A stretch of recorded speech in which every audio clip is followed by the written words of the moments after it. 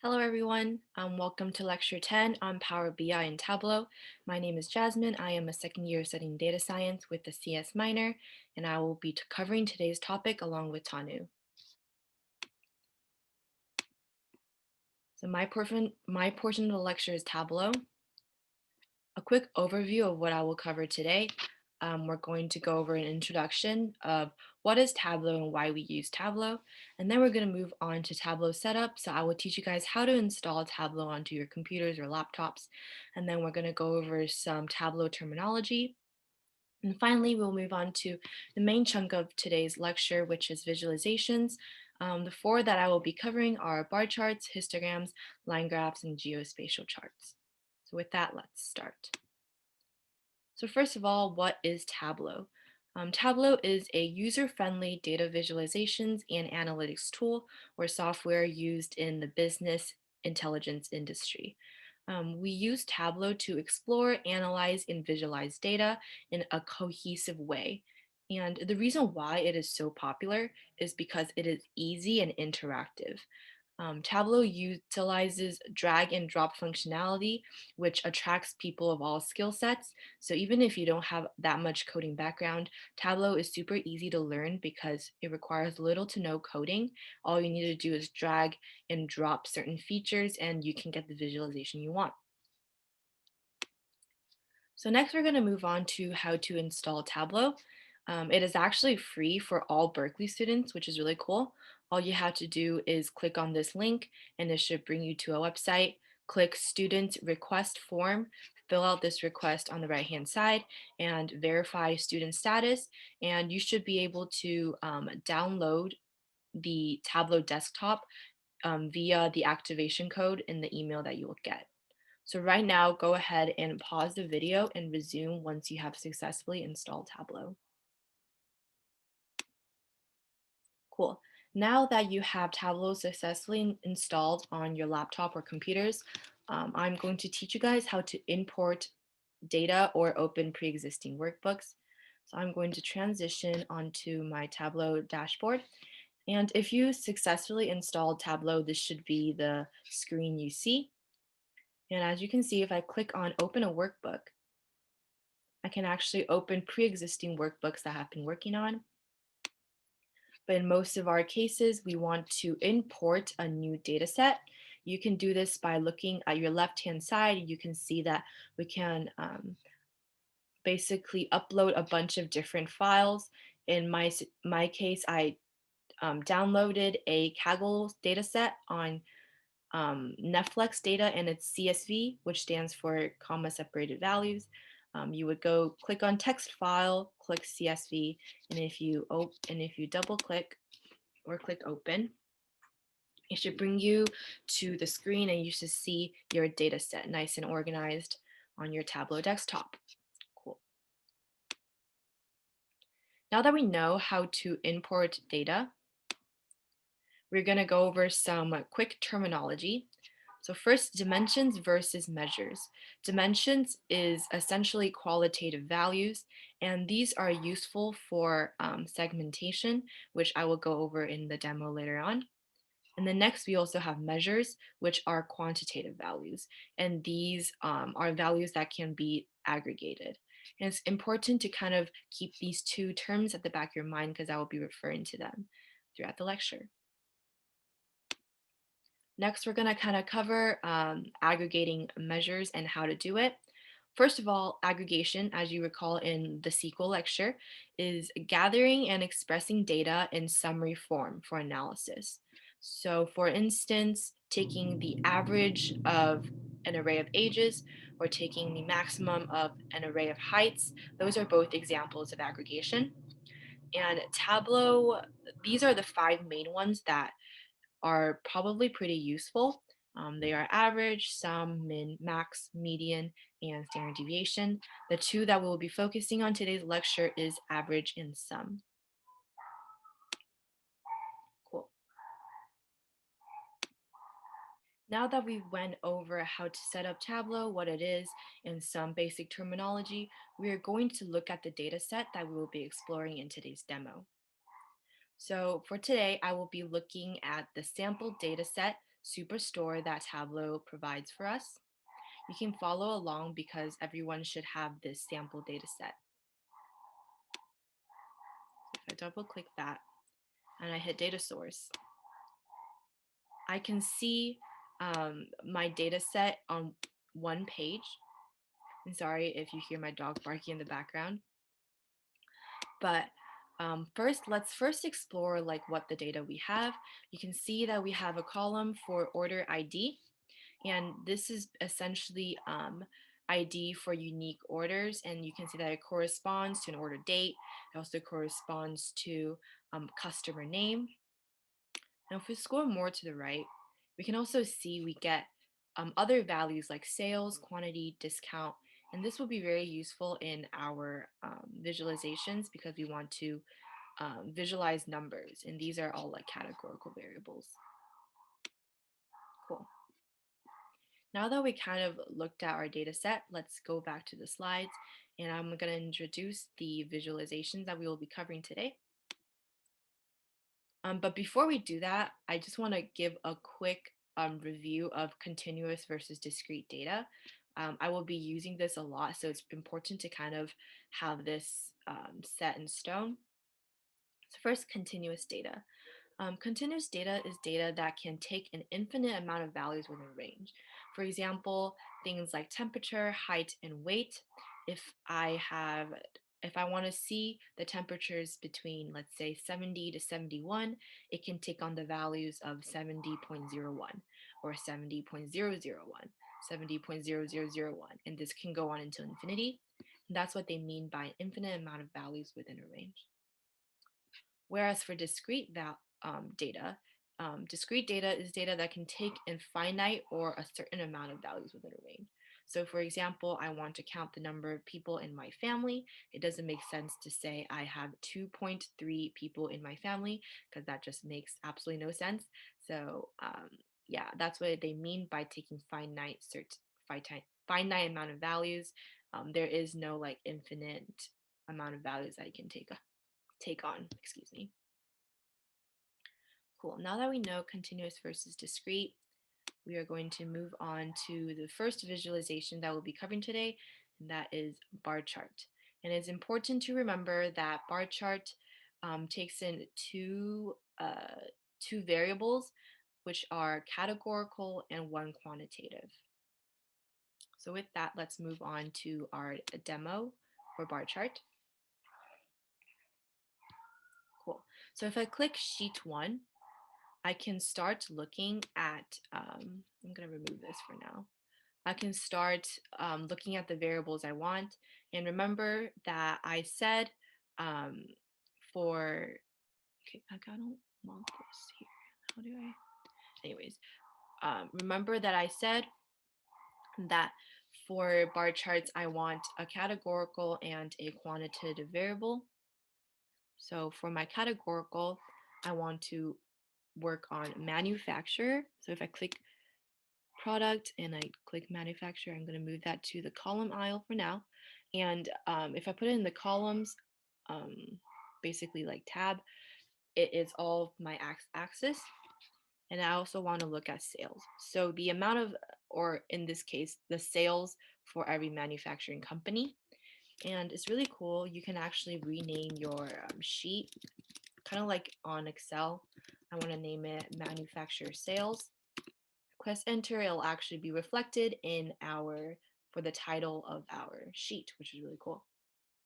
All right, and let's say instead of looking at the sum of sales for each manufacturer, I want to actually look at the average. So this would be me changing the aggregation. So if I click the down arrow and I go to measure, because remember it's a quantitative variable, so that's why it is a measure, not a dimension. I click here and I click average. Now I see I get instead of measuring by sum of sales, I am measuring by average sales. Cool. And now you may think like this data is really hard to look at because I have to scroll across to see, oh, which one's the smallest, which one's the greatest. So you can actually sort by ascending by clicking this button or sort by descending. I prefer descending just because you don't need to kind of scroll to see the more significant data. And now that I know how to sort things, I also want to filter things. And if you kind of look in this card right here, we call these cards, there is a filter card, and I am able to drag and drop um, features that I want to filter by. In this case, I want to filter out manufacturers that did not make it in my top 25. So if I click drag and drop manufacturers into here, I can see that I can filter by many different type of conditions. And I want to click top because I want to see the top 25. I click by field, change this to 25, and it should do what I want it to do, which is only include the top 25. Cool. What if I don't want to filter by top 25? I want to filter by, I only want to include the companies that have average sales above 100. So a way you can do that is to click the down arrow, click edit filter. I don't want to filter by 25 anymore, so I click none. And instead I can filter by condition. And I am going to do this by using a formula. This is my aggregation. And I want to aggregate by average sales because this is the thing that this is in my y-axis, this is what I'm looking at. And I only want to see the companies where average sales is greater than 100. Let's do greater than equal to 100. If I click OK, you should see that our visualization expands. And just to make sure, yes, our last value is average sales 102, and we see that there's nothing beyond that point, which means our Tableau successfully filtered out the ones that we don't want. Cool. And now let's see, I want to add a label on top of every column because I don't want to have to hover to see like what the value of each column or of each bar. So let's actually click or drag and drop sales onto label. Now that we've done that, we see something is off, and that is because we are looking at some sales when we should actually be looking at average sales. So we can now change the aggregation to average, and now this makes a little bit more sense. You see that the number of average sales matches the label that we have attached to it. Cool. So that is level 1 of our bar chart visualization.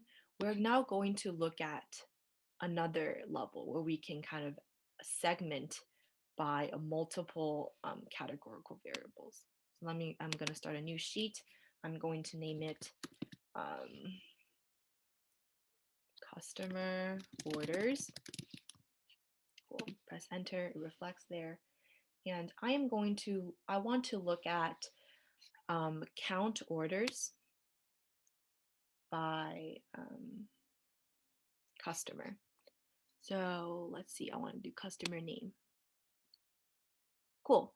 And now I see a bar chart of the amount of orders that every single customer make. Once again, I'm going to I'm going to sort by descending to kind of get a more comprehensive visual. Cool. And now we're going to go one step further, and I want to actually only look at only examine what William Brown, which is the person who bought the most amount of stuff, like what is he buying? What does 37 of his orders compose of?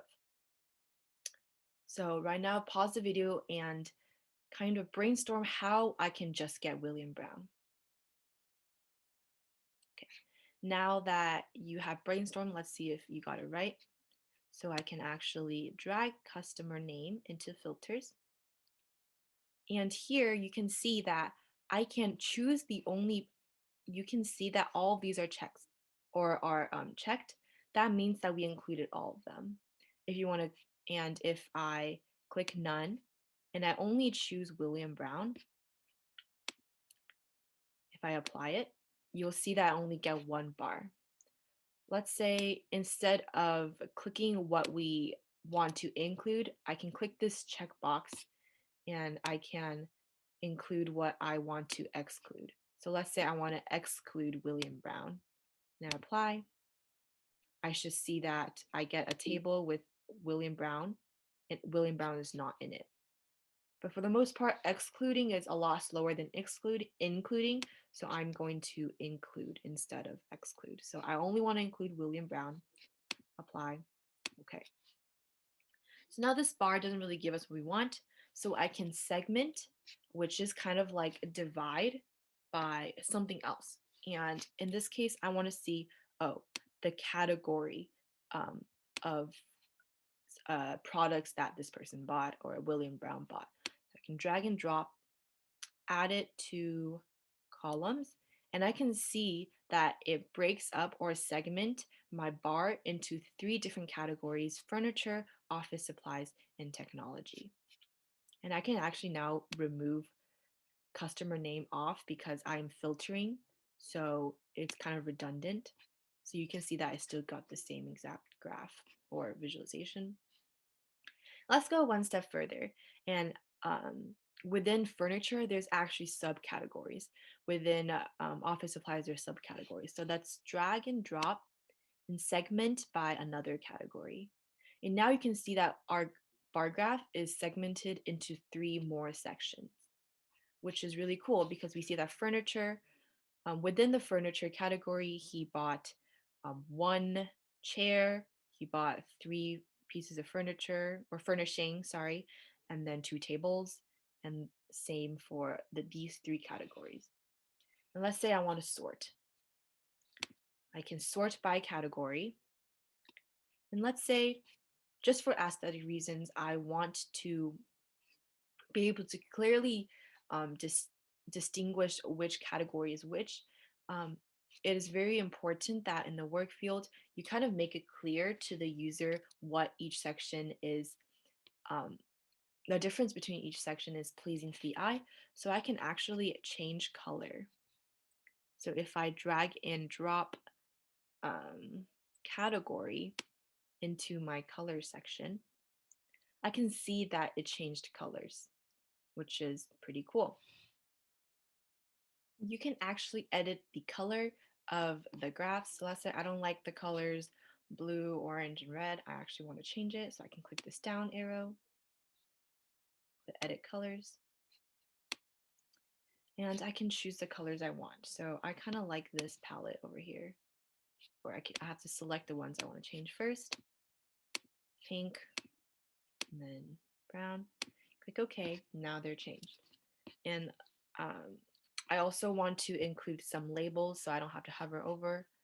So like we did in the last example, hover over, and now we see this really pretty graph that shows us specifically what William Brown bought. He bought 3 furnishings, he bought 2 tables, and he bought 10 binders. So this person really likes office supplies. Yeah, that's very cool. So that's all we have on bar charts. Let's now move on to histograms. And a quick reminder, histograms organizes data into specific bins and graphs the density of the bin.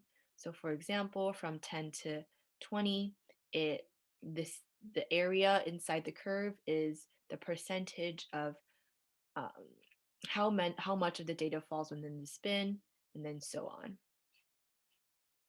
And remember that histogram will take in 1 quantitative variable, which is the measure of the x-axis. And this can be discrete or continuous. Cool. So now let's go over a demo for a histogram. I'm going to open another sheet, and I'm going to call this sheet quantity of orders. Press enter. And in this sheet, I want to look at the distribution of order quantity and how many people buy on average. So I'm going to drag and drop it into columns. You remember that columns is the x-axis, so that's why I want to put it into columns. And if you click show me up here, it'll give you the visualizations that you can use. And right now everything else is shaded except for these 2. I don't like how the bar graph looks, so I'm going to use histogram. Cool. So now this shows me something that is a little bit more useful. And notice that they give you a default bin.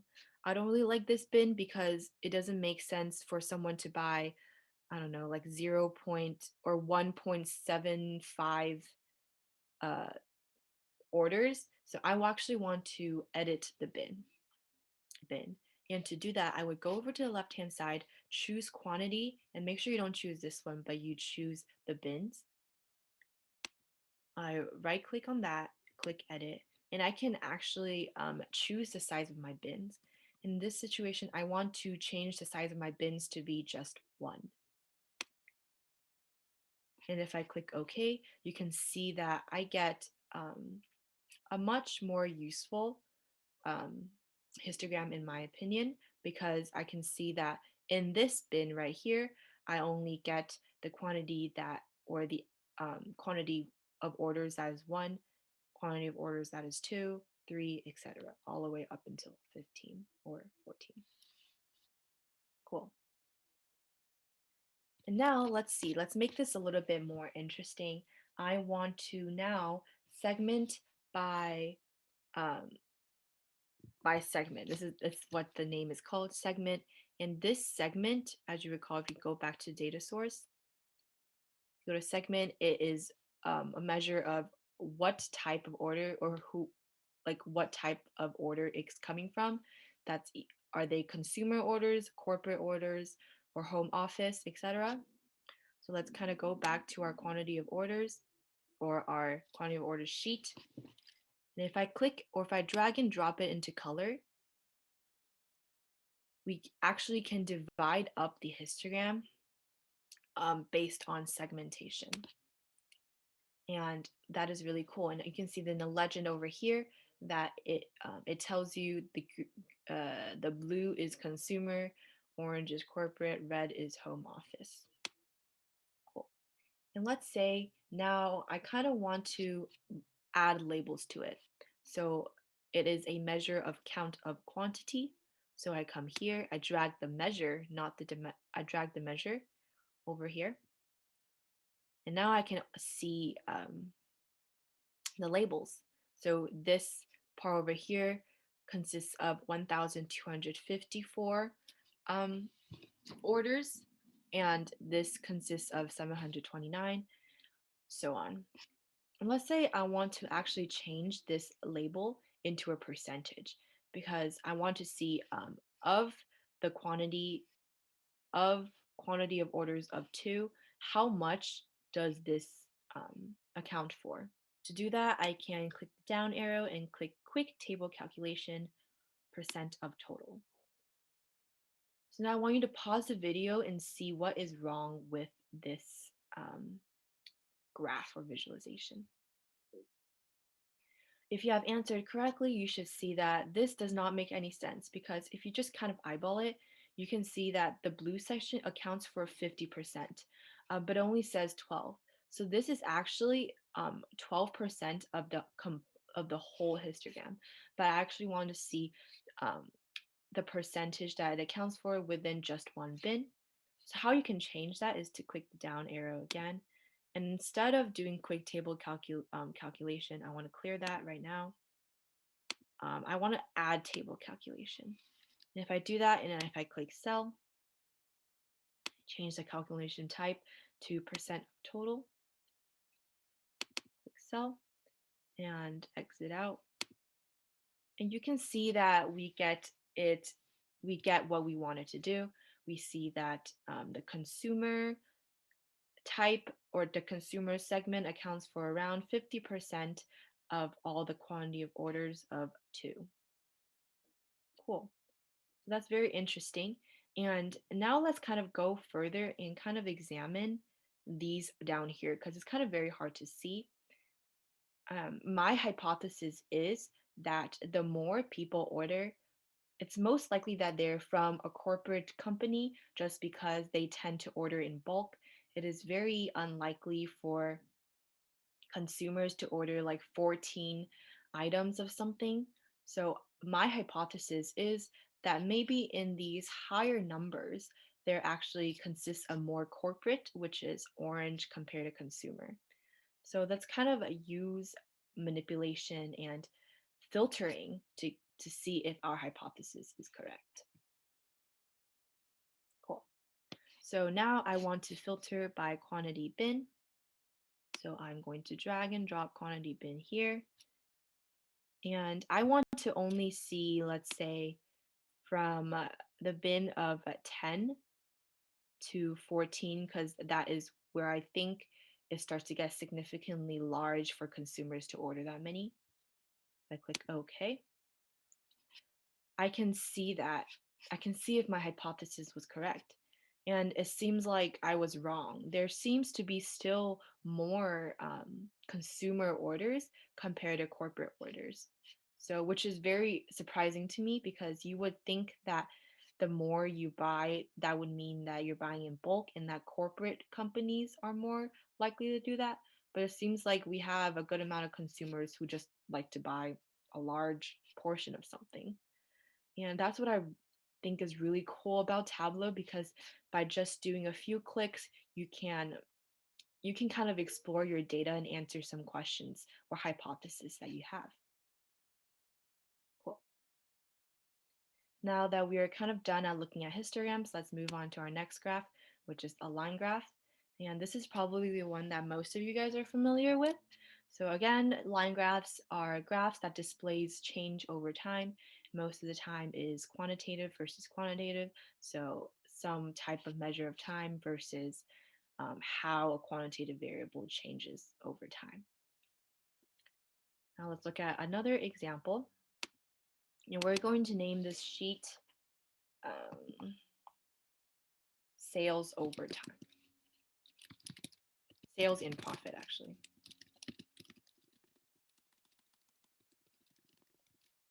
Cool. All right. So let us drag and drop my order date. Drag that into the column section. I'm going to drag sales into the row section. And you can see that you get kind of a line graph. Not very useful though. So right now we can see that it's divided into years. Now let's actually divide it into months. Instead of doing by year, I want to see by month. Okay, and I see something a little bit more useful.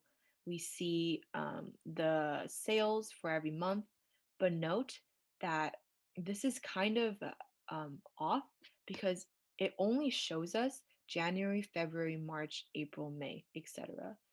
What this does is it actually combines or averages out all the sales in January across the years. And this is not really what I want. And you can see that this is blue.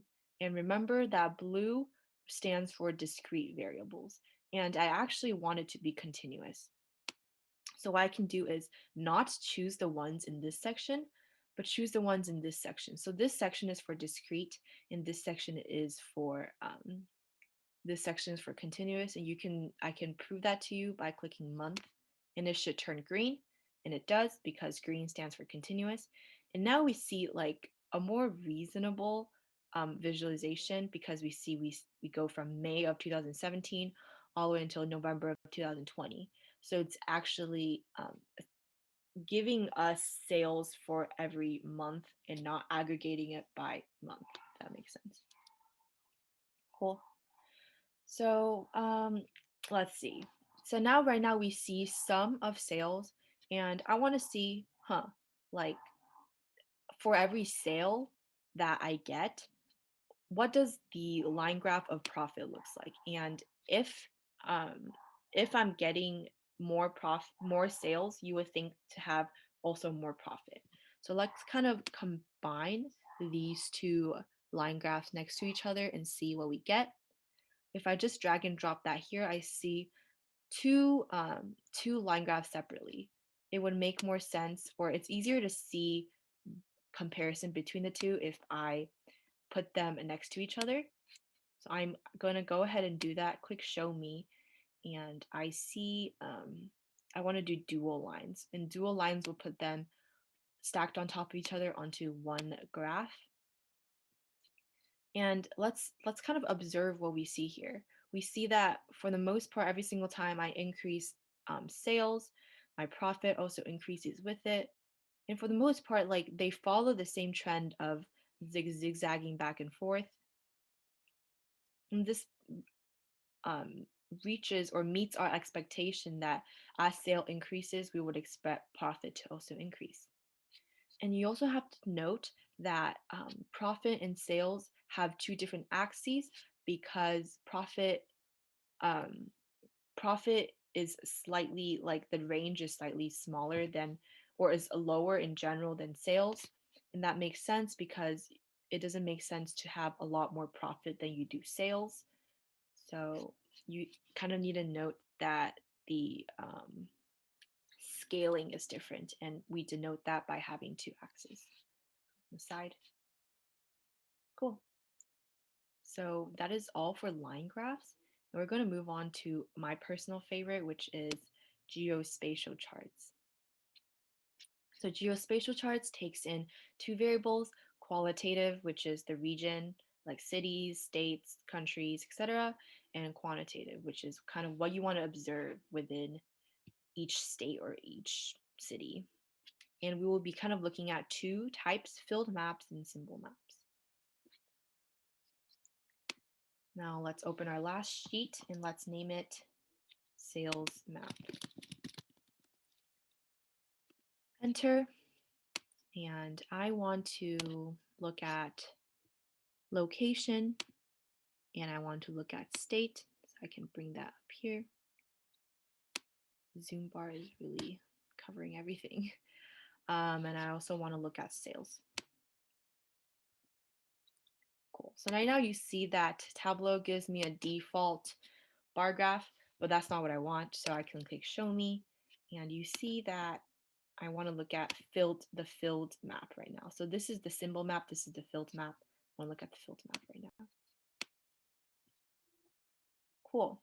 And as you can see, we now get a map of the states, and in each state, based on the color, we can see just how many sales or the sum sales that that state has.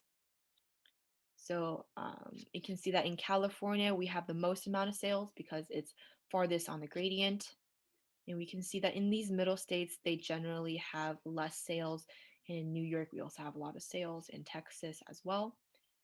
And that kind of makes sense because California and New York are kind of where the main manufacturing companies are and where a lot of the cities are. So you would kind of expect there to be the most amount of sales in California and New York.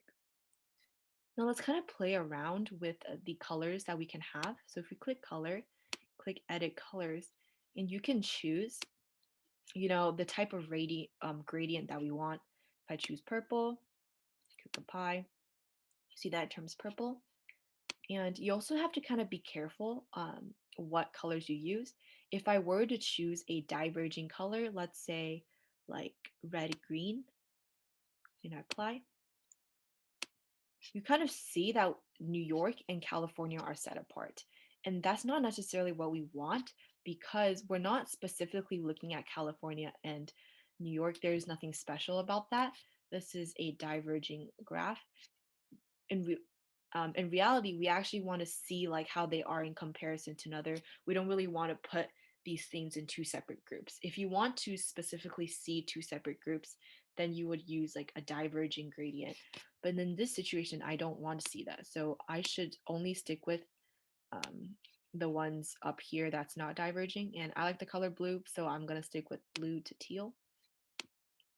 I apply it and I get a beautiful gradient. Cool. And let's say I want to kind of look further into it and I want to look at cities instead of states.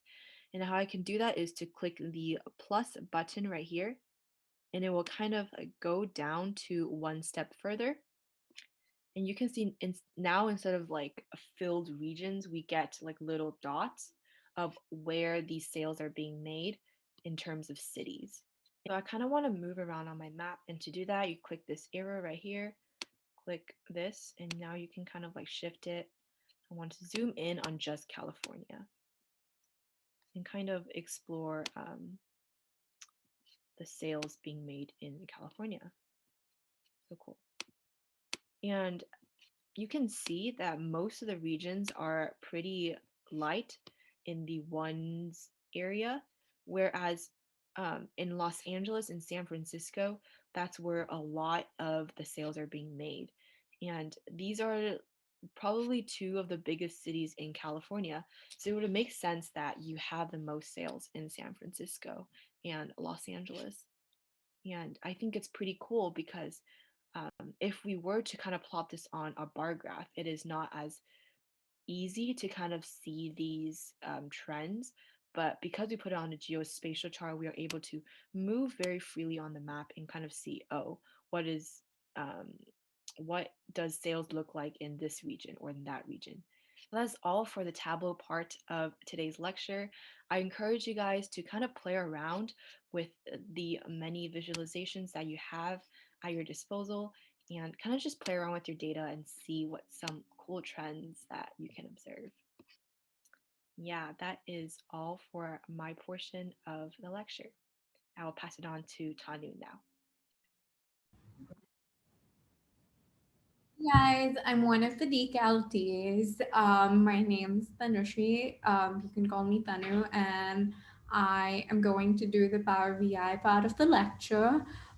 So let's get into it. Power BI is essentially a business analytics tool, and it's used to create data visualizations that are really pretty.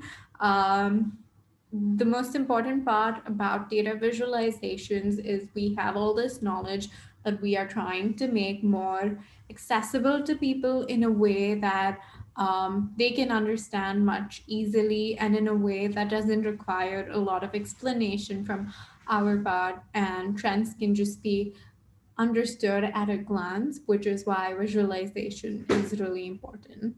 Um, so yeah, you can download Power BI from the powerbi.com website. It's made by Microsoft, and one of the cool things about it is that it's also a mobile app, which is really helpful to have it be that portable. You can literally use it to make an elevator pitch when you're in an elevator and you need to, I'm sorry, and when you need to yeah, just uh make a pitch and just show something, and you don't have your laptop with you, so it's really portable, it's really accessible, makes data accessible. This is not this is not a plug, I swear. We are just we think that it's a really helpful tool, and that's why we think you should use it.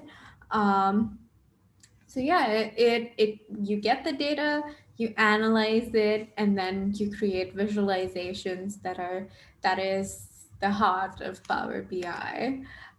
So getting the data, right when you open the Power BI app, you're going to get this get data field that you can click on, and then you get a drop down menu with options like Excel, SQL Server, Power BI dataset, CSV.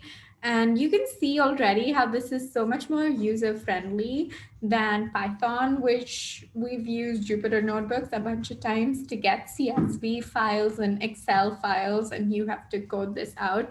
But right now, you can just get it on the click of a button. So it's a lot more accessible, it's a lot more user friendly, and you can literally get any type of file that you want, from XML, JSON files to Excel and CSV. And there are a lot of options. So let's say we select an Excel file and get some files with some data in it. This is just a thing that I thought was really cool, is that if you have an Excel file that's 400 megabytes in size, and then you import it as in Power BI and you save that, its size becomes much smaller. So from 400 megabytes, it goes to being like 100, 150, which I think is one of the reasons why it's so portable. But don't quote me on that. I'm not sure. But yeah. So it's really cool, really portable, and does some cool stuff. So let's say we get the data, we clean the data.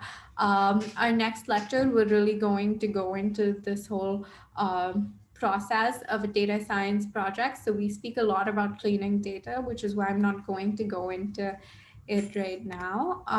But the next thing that we want to do is establish relationships. So the four files, the data that we got before, let's say there are six of these Excel files, which is sales, budget, customer, product, territories, and calendar.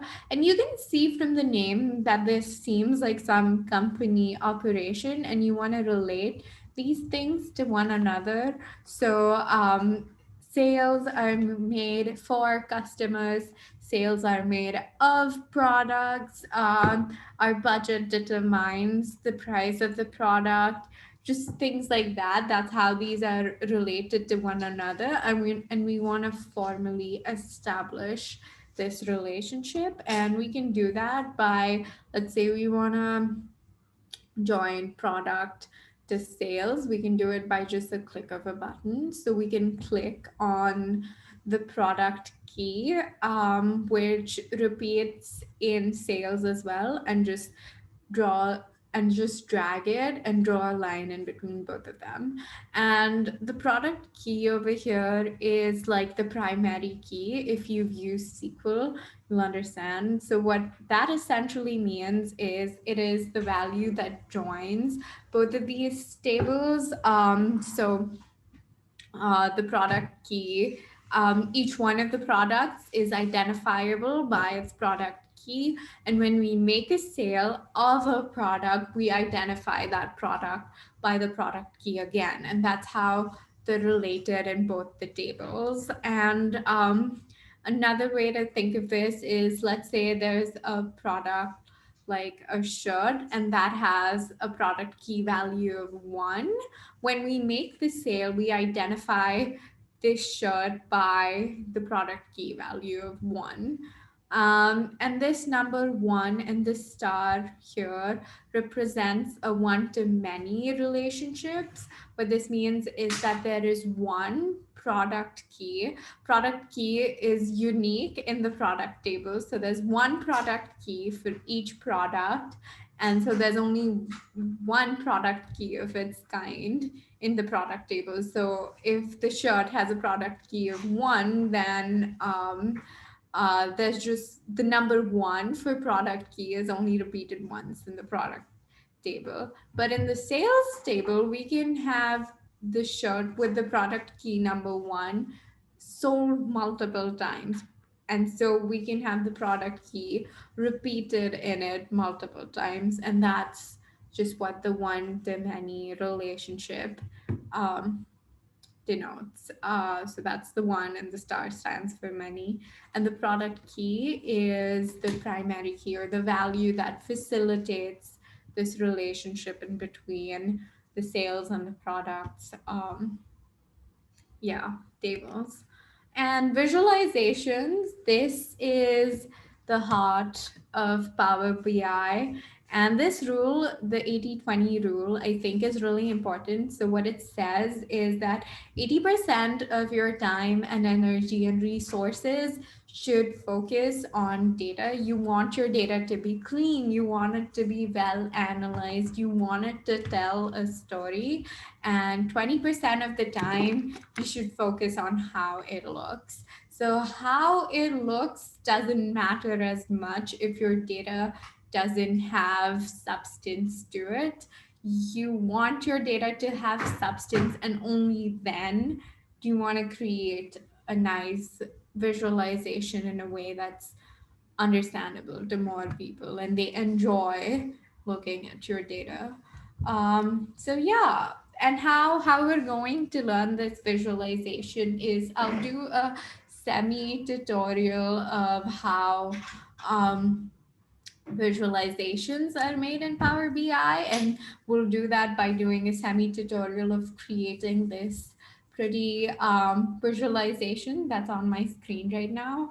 And why we're not doing an exact tutorial is because, number one, I think you can find this on the internet by yourself. But another reason is I think it's more important if I focus my energy on doing one tutorial for a visualization like a bar graph. And the process for this is same whether you want a bar graph or a line graph or a scatter plot. But what I want to spend time on is showing the different types of graphs and visualizations that Power BI has, and explaining their importance and when to use each one of these. Like, when do you use a line graph over a bar graph, or when do you use a scatter plot over a line graph? So I want to explain that. And the process of doing this, I'm going to walk through how we do it for a bar graph, and it's going to be pretty similar for the others.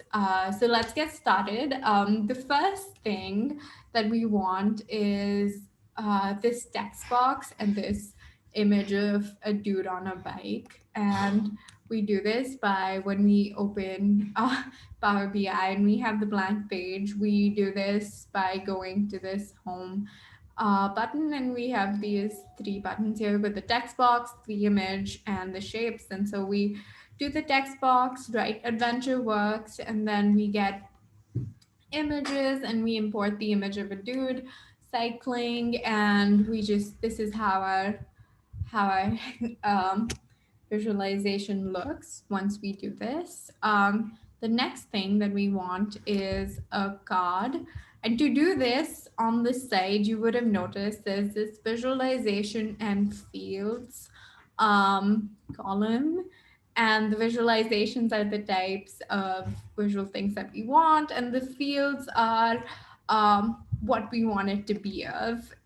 So we want a card right now. So we go to this visualization part and click on the card button, and then towards the right where we have fields, we want it to be sales. So we click on that.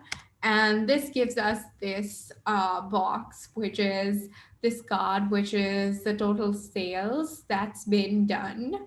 And that's 16 million. And we get a bunch of cards like this, and we put them all together, and that's how it's going to look. Now the next thing is getting a bar graph and doing it. So before we do that, and before I show you how to do that in Power BI, let's take a few minutes to just talk about what a bar graph is and the different types of bar graphs. So over here we have a comparison bar graph, and we do this when we want to compare something for two things. And then if you want to see how interests vary for two different things for certain fields. And the next thing is a stacked graph in which we have um, different fields one over the other in a graph, and then the last one is just a regular bar graph. And yeah, this visualizations field, like these, if you can look at the images, they're super tiny, but they're the different types of bar graphs. So we select that, and then once we've selected the type of bar graph that we want, this first page over here has axes, which are these, the x and the y axes, and what we want them to be. And then the value over here is these colored values. So the light green and the dark blue values that we want over here. And we select these values from the fields. So we essentially just drag and drop, and that's how we get a variation in between them. Okay, and this same process is just repeated for anything else like a line graph or just different types. So I want to take time now to walk through um, what the different types of graphs are and when to use them. So the next thing that we're coming on is a line graph, and the difference between a line graph and a bar graph is a bar graph shows discontinuous data, whereas a while a bar line graph shows continuous data. And what a line graph is used for most of the times is seeing how a specific thing has changed over time. I think it's really important to use. I think it's the most beneficial to use a line graph when we want to show how something has changed over the years, and we call this a time series analysis. And when you want to do a time series analysis, uh, it would be really productive to use a line graph. So the next thing is a histogram, and this looks a lot like a bar graph, but the difference is that a histogram is continuous, whereas a bar graph is discontinuous. And yeah, so we use histograms for more, I think, where the intervals are smaller and where they're more specific, whereas a line graph is used where the intervals are more bigger and they're less specific. By specific, I mean the size of the intervals are smaller. Like over here, we have them separated by years, but over this, like the difference in between the values and the x-axis is relatively smaller. So that's when you use a histogram. Um, okay, and then the next is a pie chart. You can also do pie charts in Power BI. And just to go back, all of these are here in this visualization column. Like the small thing over here is a pie chart. And that's why I didn't do it. I thought it was more like the workflow is essentially the same as a bar graph, but I think it's more important to understand where and why we use each one of these. And a pie chart would be really helpful when you want to show how a whole is distributed. And I think this is really important when you analyze a population and you want to show the diversity of a population, or you want to choose or you have a survey for a bunch of people with a specific choice that they can choose, and you want to see how of all of these choices, which one do people prefer the most. The pie chart would be a good way to represent this. The next thing is an area chart, and this is pretty yeah, this is pretty, I feel like you won't use it as often, but I think it's important to know why to use this. And basically the area under the chart is the product of these two values of the x-axis and the y-axis. And any time that you want to visualize this product, it's important you can use an area chart. The next is a combination chart, which, like the name suggests, you can have a bunch of charts together. So here we have a line chart and a bar chart, a bar graph, and a line graph is really helpful to see how things trend, and a bar graph is helpful to have more specific information about what happened in this particular time frame. And having them together helps make all of this more yeah, helps it make more sense together. um, Yes. The next is a scatter plot. And in this, each one of the data points in your data set is represented through one of these dots on the graph. And I think a scatter plot is really useful for machine learning problems because we use it to represent each one of the points in our data set. And it we can also visually see how the values range um, across time, and we can also see what the general trend is like without needing it to fit a specific trend, which is why scatter plots are really useful. So yeah, you use them very often in machine learning problems. The next thing is a bubble chart, and this is a scatter plot on steroids. And what I mean by that is you don't really have the data points, but this is also used in machine learning and more complex data analyses. And each one of the points is how is the proportion of the value that's there. So, like, the bigger the bubble, the more um, proportionality, or um the more specifically, or like the bigger it's the values in it are.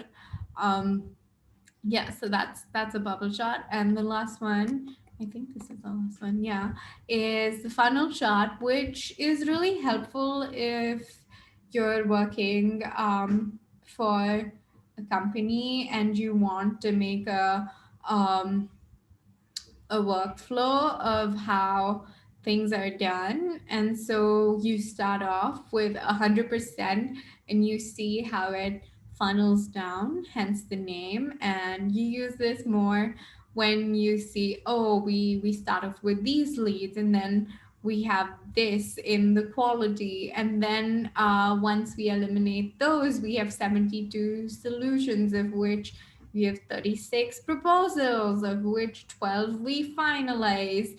And so everything funnels down, and this is a really neat way to represent that. And lastly, I have a link to the cheat sheet in which you have a bunch of shortcuts of how to get how to just get and paste and just import visualizations. So yeah, please do check it out. If you use Power BI, it'll make your life easier. But thank you so much. I hope you guys enjoyed this. Have a nice day. Bye bye.